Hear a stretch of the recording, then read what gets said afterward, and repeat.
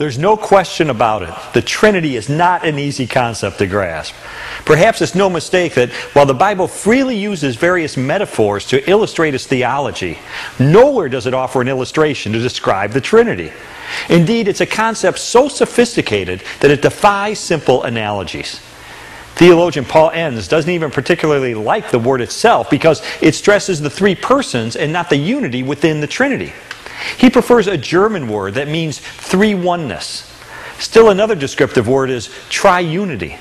In fact, the difficulty of coming up with an appropriate label is just one more illustration of how complicated God's nature really is.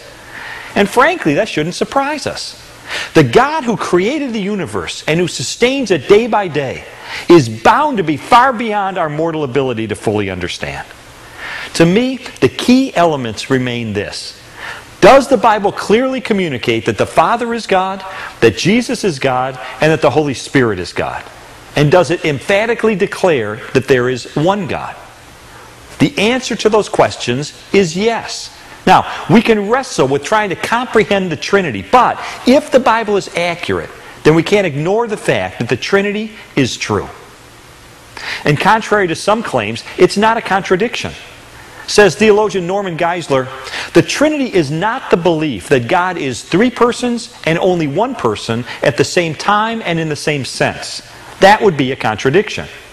Rather, it is a belief that there are three persons in one nature. This may be a mystery, but it is not a contradiction.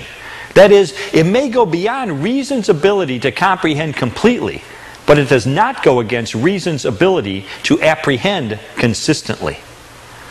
I agree with them. How about you?